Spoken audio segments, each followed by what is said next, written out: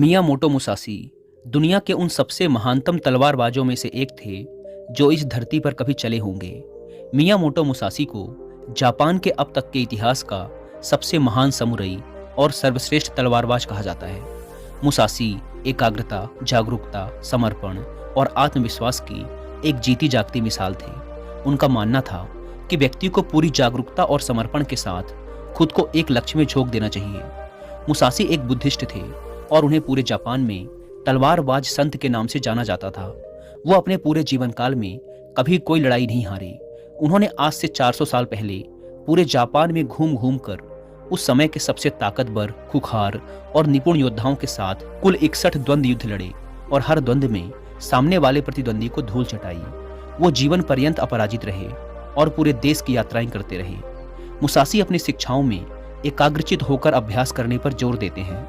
वो कहते हैं कि हमारे बाहर ऐसा कुछ भी नहीं है जो हमें बेहतर, ताकतवर, अमीर और बुद्धिमान बना सकता है। सब कुछ हमारे भीतर है, इसीलिए कुछ भी अपने से बाहर मत ढूंढो। 17वीं शताब्दी में जापान के सबसे ताकतवर और प्रसिद्ध समुराई होने के बाद भी उन्होंने अचानक से हिंसा का त्याग कर दिया और दुनिया के शोर शराबे से दूर जंगल की एक गुफा में रहने लगे, जहां उन्होंने कई महीनों तक गहरे ध्यान का अभ्यास किया। अपनी मृत्यु के सिर्फ 7 दिन पहले उन्होंने अपने चहेते शिष्य के लिए एक किताब लिखी और उसे नाम दिया डोकोडो, जिसका मतलब है आर्ट ऑफ वॉकिंग अलोन, यानी अकेले चलने की कला। उन्होंने अपने पूरे जीवन में जो कुछ भी सीखा या अनुभव किया उसे इस किताब के अंदर 21 नियमों में बदल दिया, जिसमें से 9 महत्वपूर्ण नियमों के बारे में आज हम इस वीडियो में बात करेंगे। लेकिन उससे पहले हम ये जानने का प्रयास करते हैं कि उस महान इंसान ने किस सोच के साथ इस किताब को लिखा होगा। आखिर किन पिलरों पर यह किताब खड़ी है? तो पहला पिलर है आत्मानुशासन। मुसाशी का मानना था कि आत्मानुशासन एक खुशहाल जीवन जीने के लिए सबसे जरूरी चीज है। बिना आत्मनियंत्रण के व्यक्ति अपनी भावनाओं और लालसाओं का गुलाम बन जाता है और फिर इसके वश में आकर गलत निर्णय लेता है और गलत रास्ते पर चल पड़ता है। जीवन में अनुशासन लाकर हम अपने लक्ष्य के प्रति एकाग्रचित रह सकते हैं और ऐसे निर्णय ले सकते हैं जो हमारे सिद्धांतों और जीवन मूल्यों से मेल खाते हैं। दूसरा पिलर है माइंडफुलनेस, यानी जागरूकता। मुसाशी मानते थे कि वर्तमान में जीना और जागरूक होकर जीना जीवन जीने का सही तरीका है। जब हम वर्तमान में रहते हैं तो अपने चारों ओर की सुंदरता और अच्छाइयों को देख पाते हैं, उन्हें महसूस कर पाते हैं और छोटी छोटी चीज़ों में खुश रहने लगते हैं। तीसरा और आखिरी पिलर है डिटैचमेंट, यानी अनासक्ति। मुसाशी का मानना था कि बाहरी चीज़ों और घटनाओं से खुद को जोड़ लेना दुख का कारण है। खुद को हर तरह के लगाव से दूर करके ही व्यक्ति आत्म शांति प्राप्त कर सकता है और एक संतुष्ट जीवन जी सकता है। अब हम बात करते हैं उन नियमों के बारे में जिन्हें मियामोटो मुसाशी ने अपनी किताब डोकोडो में बताया है, जिन्हें अपनाकर कोई भी व्यक्ति एक सफल, अनुशासित, खुशहाल और संतुष्ट जीवन जी सकता है। पहले नियम में मुसाशी कहते हैं, सब कुछ जैसा है उसे वैसा ही स्वीकार कर लो। यह नियम जीवन की सच्चाई को स्वीकारने के महत्व पर जोर देता है, बजाय इसके कि हम कपोल कल्पनाएं करते रहें कि सब कुछ ऐसा होना चाहिए। चीज़ें जैसी हैं उन्हें वैसे ही स्वीकार कर लेना हमें बेवजह के दुख और तनाव से मुक्त रखता है। साथ ही परिस्थिति की हकीकत को स्वीकार कर लेने से उस क्षण जो भी मौके उपलब्ध हैं हम उन पर सही से ध्यान दे पाते हैं और उनका सही फायदा उठा पाते हैं। सच्चाई को स्वीकारना हमारी आंतरिक शांति और संतोष के लिए बेहद जरूरी है।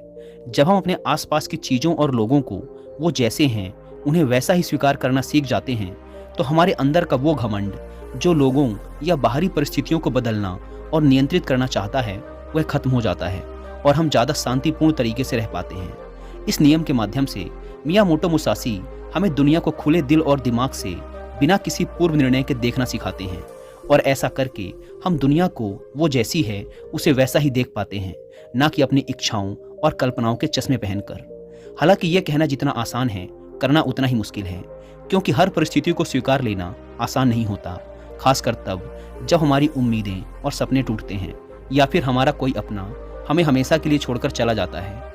लेकिन फिर भी सच्चाई को स्वीकार लेने से व्यक्ति अंदर से शांत और हल्का महसूस करता है। जिस व्यक्ति ने परिस्थिति को स्वीकारने की आदत डाल ली है उसके सामने फिर चाहे कितनी मुसीबतें आएं वो हर हाल में मुस्कुरा सकता है। दूसरे नियम में मुसाशी कहते हैं, अपने लिए मजा मत ढूंढो। ये नियम कहता है कि हमारे जीवन का एकमात्र उद्देश्य केवल सुख का भोग करना नहीं होना चाहिए। अच्छा भोजन करना, अच्छे कपड़े पहनना, मौज मस्ती करना जरूरी तो है, लेकिन इसमें इतना नहीं खो जाना कि अपने जीवन के उद्देश्य को ही भुला दो और हर समय सिर्फ मजे की तलाश में ही रहो। सुख भोगों का त्याग करके व्यक्ति ज़्यादा स्थिर और उद्देश्यपूर्ण जीवन जी सकता है। हर रोज खुद से पूछो, क्या मेरा जन्म सिर्फ खाने पीने और मजे करने के लिए हुआ है, या फिर मेरे जीवन का कोई मकसद भी है। मजे के पीछे भागना हर व्यक्ति की आंतरिक चाहत होती है, लेकिन यही मजा उसके दुख का कारण भी बनता है। जब हम सिर्फ मजे के पीछे भागते हैं तो हम अपनी आदतों और चीज़ों के आदी हो जाते हैं। ये नियम हमें मध्य में रहकर जीवन जीने को प्रोत्साहित करता है, यानी ना बहुत ज़्यादा ना बहुत कम। हर चीज़ को आवश्यकता के अनुसार करो, क्योंकि असली खुशी बाहरी चीज़ों के उपभोग से नहीं मिलती, बल्कि हमारे अंदर से आती है। जब हम सिर्फ तुरंत मिलने वाले मजे के पीछे भागना शुरू कर देते हैं तो हम इंस्टेंट ग्रेटिफिकेशन के आदी हो जाते हैं, यानी हम सिर्फ ऐसा ही काम करते हैं जिसका रिजल्ट हमें तुरंत मिल जाए। हमारा मन बड़ी योजनाओं या बड़े लक्ष्यों पर काम करने की काबिलियत खो देता है। हम किसी भी काम में लंबे समय तक फोकस नहीं कर पाते और जीवन के बड़े लक्ष्यों को हासिल करने से चूक जाते हैं। दोस्तों, अगर आप भी अपने काम में लंबे समय तक फोकस नहीं कर पाते, आपका मन बार बार भटकता है, तो अपने फोकस को इम्प्रूव कैसे करें, इस बारे में डिटेल से जानने के लिए आप कुक एफएम पर हिंदी में एक ऑडियो बुक भी सुन सकते हैं, जिसका नाम है how to improve your focus. ये ऑडियो बुक आपको आपके दिमाग को बेहतर बनाने में हेल्प करेगी। आप ना सिर्फ ये जानेंगे कि हमारा दिमाग क्या क्या कर सकता है, बल्कि ये भी जानेंगे कि हम अपने दिमाग के साथ क्या क्या कर सकते हैं। आइए वीडियो में वापस लौटते हैं। तीसरा नियम, जो हो गया उसका पश्चाताप मत करो। ये नियम हमें याद दिलाता है कि हम अपने अतीत को बदल नहीं सकते और अतीत में हुई गलतियाँ या बुरी घटनाओं को याद करके हम केवल दुखी ही हो सकते हैं। तो बीते हुए कल के बारे में पश्चाताप करने से अच्छा है कि हम अपने अतीत में हुई गलतियों से सीखें और ज़्यादा समझदारी व बुद्धिमानी के साथ आगे बढ़ जाएं। पश्चाताप वो बीमारी है जो हमें अतीत में ही फंसाए रखती है और आगे नहीं बढ़ने देती। इस नियम में मुसासी हमें अतीत में हुई गलतियों को स्वीकारने और खुद को व दूसरों को माफ़ करने के लिए प्रोत्साहित करते हैं। हमें यह स्वीकार करना चाहिए कि आज हम जहाँ पर भी हैं, अतीत में घटी घटनाओं और लिए गए निर्णयों की बदौलत ही हैं। ऐसा करके हम स्वयं को अतीत के भार से मुक्त करके मौका देते हैं वर्तमान से जुड़ने का। निश्चित रूप से इस नियम में मुसासी हमें अतीत को भूलने के लिए नहीं कह रहे, बल्कि जिसे बदला नहीं जा सकता उसे स्वीकार करके उससे सीख के ज़्यादा स्पष्टता और बड़े उद्देश्य के साथ आगे बढ़ने के लिए कह रहे हैं। चौथा नियम, अपनी अधूरी भावनाओं पर निर्भर मत करो। ये नियम हमें अपनी अधूरी भावनाओं के वशीभूत होकर निर्णय लेने से रोकता है, जैसे गुस्सा, अति उत्साह, जलन इत्यादि। हम अक्सर अपनी अधूरी भावनाओं के आधार पर निर्णय ले लेते हैं, जो आगे चलकर हमारा बहुत ज़्यादा नुकसान करते हैं। मुसासी कहते हैं कि व्यक्ति को खुद की गहरी समझ और परिस्थिति के अनुसार ही निर्णय लेना चाहिए। ऐसा करके हम खुद को अधूरी जानकारी के साथ जल्दबाजी भरे निर्णय लेने से बचा सकते हैं, जिसके लिए बाद में हमें पछताना पड़ेगा।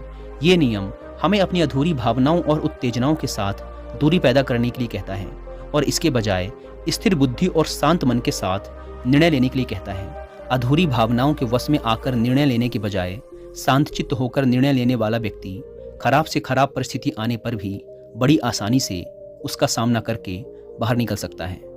पांचवा नियम, खुद के बारे में हल्का और दुनिया के बारे में गहराई से सोचो। ये नियम हमें विनम्र रहना सिखाता है। इस नियम में मुसासी कहते हैं, व्यक्ति को हर समय सिर्फ खुद के महत्व और सिर्फ खुद के बारे में ही नहीं सोचते रहना चाहिए। यानी व्यक्ति को अपने घमंड को ज़्यादा महत्व नहीं देना चाहिए, बल्कि खुले दिमाग के साथ इस दुनिया को देखना और उसके बारे में गहराई से सोचना चाहिए। इस दुनिया में कितना कुछ है जो देखने लायक है, विचार करने लायक है, लेकिन ज़्यादातर लोग सिर्फ खुद तक ही सिमट कर रह जाते हैं। हमें अपने अहम को कम करके लोगों को दया भावना के साथ देखना और उनके साथ पेश आना चाहिए। हमें लोगों से और इस दुनिया से जुड़ने का प्रयास करना चाहिए।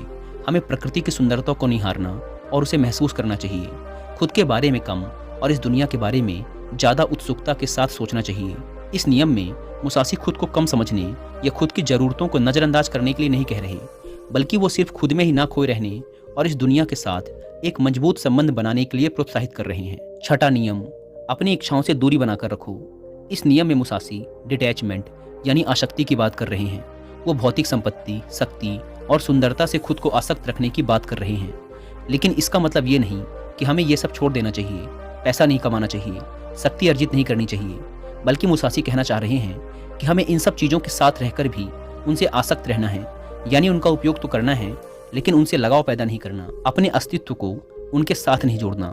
अगर वो चीज़ कल तुम्हें छोड़कर जाती है तो तुम्हें उसका दुख नहीं होना चाहिए। यानी भौतिक पदार्थों के साथ रहकर भी अंदर से उनके साथ दूरी बनाए रखनी है। सातवां नियम, कभी ईर्ष्या मत करो। ये नियम हमें बताता है कि जलन और ईर्ष्या इंसान को कहीं नहीं पहुंचने देती। ऐसी स्थिति में इंसान का ध्यान सिर्फ उन चीज़ों पर होता है जो उसके पास नहीं है। वह उन चीज़ों को नहीं देख पाता जो उसके पास हैं। वह सामने वाले की उस वस्तु, उसकी विशेषता या उसकी सफलता देखकर जलता रहता है और खुद आगे बढ़ने का प्रयास नहीं कर पाता। जलन व्यक्ति को नकारात्मकता से भर देती है, जिससे वह सामने वाले का कम और खुद का ज़्यादा नुकसान कर बैठता है। हमें यह याद रखना चाहिए कि जिसने जिस स्तर की मेहनत की है उसे उस स्तर की सफलता जरूर मिलनी चाहिए, और हमें इससे जलन नहीं बल्कि खुशी महसूस करनी चाहिए, क्योंकि उतनी मेहनत करके हम भी वो चीज़ या सफलता हासिल कर सकते हैं। हमें समझना चाहिए कि हम सबकी परिस्थितियाँ अलग थी, रास्ते अलग थे, सोच और मेहनत अलग थी, इसीलिए सफलता भी अलग अलग स्तर की ही मिलेगी। हम अपने अंदर की ईर्ष्या को खत्म करके ज़्यादा शांत और खुशहाल जीवन जी सकते हैं, लोगों से ज़्यादा सीख सकते हैं और उनके साथ गहरे संबंध बना सकते हैं। 8वां नियम, अलग होने से कभी दुखी मत हो। इस नियम में मुसाशी समझाना चाहते हैं कि अलग होना इस प्रकृति का एक स्थायी नियम है। हर किसी को कभी न कभी किसी न किसी से अलग होना ही पड़ेगा। ये जीवन अस्थायी है, ये दुनिया अस्थायी है और हमें इसे स्वीकार कर लेना चाहिए। मुसाशी जीवन भर जापान की यात्रा करते रहे, लेकिन उन्हें कभी भी किसी के अलग होने से तनिक भी दुख नहीं हुआ, क्योंकि उन्होंने स्वीकार लिया था कि अलग होना प्रकृति का नियम है और इस नियम के खिलाफ जाकर हम केवल दुखी हो सकते हैं और कुछ नहीं। 9वां नियम, क्रोध और शिकायत खुद के लिए व दूसरों के लिए, दोनों के लिए हानिकारक हैं। ये नियम हमें नकारात्मक ऊर्जा की, जीवन बर्बाद कर देने वाली शक्ति के बारे में चेतावनी देता है, जिसके बस में आकर लोग एक दूसरे के प्रति कड़वाहट और गुस्से से भर जाते हैं। मुसाशी कहते हैं कि क्रोध और शिकायत करने की बजाय व्यक्ति को शांतिपूर्ण तरीके से बीच का समाधान निकालना चाहिए।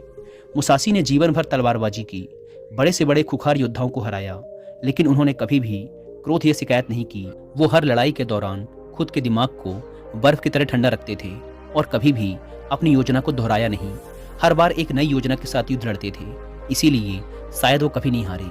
क्योंकि मुसाशी के काम में अगर एक सेकंड के लिए भी मन विचलित होता है तो उनका सिर धड़ से अलग हो सकता था। इसीलिए मुसाशी सिखाते हैं कि परिस्थिति चाहे जैसी भी हो, खुद को शांत रखो और शिकायत करना छोड़ दो।